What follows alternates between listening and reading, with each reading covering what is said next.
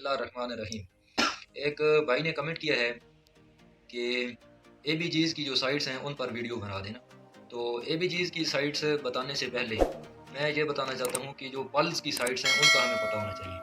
तो जिधर जिधर से पल्स हमें फ़ील होती है उस जगह से एबीजीज़ का सैंपल जो है वो लिया जा सकता है। लेकिन प्रैक्टिकली जो है ये इम्पॉसिबल है, क्योंकि जो पल्स की साइट्स हैं वो हम टेम्पोरल भी लेते हैं, फेशियल भी चेक करते हैं। इसी तरह जो हमारी कैरोटिड है, कैरोटिड आर्टरी के ज़रिए भी हम पल्स को फील करते हैं। इसके अलावा ब्रेकियल है, रेडियल है और फीमोरल है, पोप्लिटियल है और इसके अलावा पोस्टीरियर टिबियालिस है, इसके अलावा डोर्सालिस पेडिस है। तो ये 9 साइट्स हैं जिधर से पल्स हमें फील होती है। हमें जब कहा जाता है कि आपने एबीजीज़ लेनी है तो हमने आर्टीरियल जो होती है साइट उसको ब्रेक करना होता है। तो अब ये 9 साइट्स हैं, तो प्रैक्टिकली हम जो है वो 3 से 4 ही ऐसी साइट्स हैं जिधर हम ब्रेक कर सकते हैं। उनमें जो सबसे आइडियल जो होती है साइट वो होती है रेडियल पल्स जो होती है ना, उस रेडियल साइट पे, यानी कि जो रिस्ट के करीब है। इधर जो आर्टरी है ये इंतहाई सुपरफिशियल होती है, तो यहाँ से ब्रेक करना ये मतलब बहुत ही आसान होता है और हम आर्टीरियल सैंपल ले सकते हैं। इसके अलावा अगर ये हम इस जगह से ना ले सकें तो फिर दूसरे नंबर पर हम ब्रेकियल जो है उसको फील करते हैं। अभी मैं आपको दिखाता भी हूँ, ये हमारे साथ कोलीग मौजूद हैं, तो कि इनकी आर्टीरियल जो है वो किस तरह से हमें रेडियल साइड पर फील होगी और ब्रेकियल किस जगह पर फील होगी। और तीसरी जो जगह होती है वो होती है फीमोरल फीमर है, उसके ऊपर से जो आर्टरी गुजर रही होती है उसको ब्रेक किया जाता है। डीप पैल्पेशन के ज़रिए हम फील करते हैं कि वो किधर से गुजर रही है। तो जैसे ही वो फील हो जाती है तो हम उधर से भी ब्रेक करके ब्लड का सैंपल ले सकते हैं। या जो अभी इनकी जो रेडियल आर्टरी है इसको हम फील करते हैं, तो रेडियल आर्टरी जो है ये इस जगह करके इनकी रेस्ट के बिल्कुल करीब ये इस जगह पे फील हो रही है। अब जब हम ब्लड जो है वो ड्रॉ करने लगेंगे तो इसी तरह हमने 2 उंगलियां रखनी हैं और इनके दोनों के नीचे हमें जो आर्टरी है वो फील होनी चाहिए। और जब हमने प्रिक करना है तो प्रिक के लिए ये है कि हम जो हमारा होगा सिरिंज होगी उसको हमने यूं कलम की सूरत में पकड़ना है।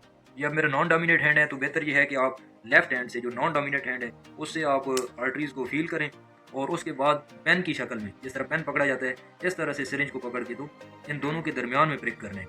जब दरमियान में आप प्रिक करेंगे तो वो जो है आपको 100% एक्यूरेसी होगी कि आप आर्टीरियल में ही प्रिक कर रहे हैं और कहीं दाएं बाएं प्रिक नहीं हो रही। इसी तरह बाकी जगहों पर भी जब आपने प्रिक करना है तो आप इन दोनों उंगलियों के नीचे जब आर्टरी को फील करेंगे और फिर उन दोनों के दरमियान जो है वो सिरिंज से प्रिक करना है। इसी तरह उन पर जो ब्रेकियल साइट है, ब्रेकियल साइट पे ये मैंने इनके निशान लगाए हैं कि इस जगह करके जो है ये इनकी आर्टरी फील हो रही है, पल्स फील हो रही है, ठीक है। और ये भी एक सूटेबल जगह होती है जहाँ से हम ब्लड का सैंपल ले सकते हैं। इन 2 जगहों मतलब 2 उंगलियाँ यूँ रख के तो इनके दरमियान जो है वो प्रिक करनी है। और तीसरी जो जगह है वो है फीमरल। तो फीमरल का भी यही सीन है कि उधर थोड़ा डीप पैल्पेट करना पड़ता है, क्योंकि वहाँ पे फैट जो है वो ज़्यादा होती है। तो थोड़ा डीपली प्रेस करके पैल्पेट करके तो 2 उंगलियों के दरमियान जब आपको फील होना शुरू हो जाए कि यहाँ से अब मुझे फील सही आ रही है आर्टरी की, तो उधर आपने फिर प्रिक कर देनी है। ये तीनों जगह हैं जो सबसे ज़्यादा मोस्ट वांटेड होती हैं और सबसे ज़्यादा ईजी भी इधर ही होती हैं।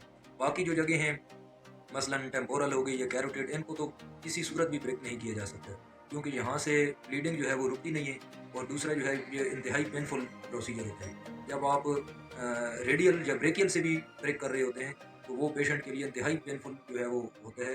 तो इसलिए इस बात का ख्याल रखना होता है कि एक तो पेशेंट को पेन ना हो और दूसरा ब्लीडिंग का चांस ना हो।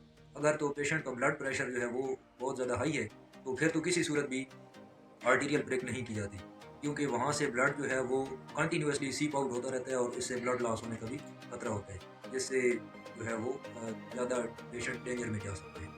तो यही 3 मोस्ट वांटेड साइट्स हैं, तो इन्हीं को ही टैप करना चाहिए।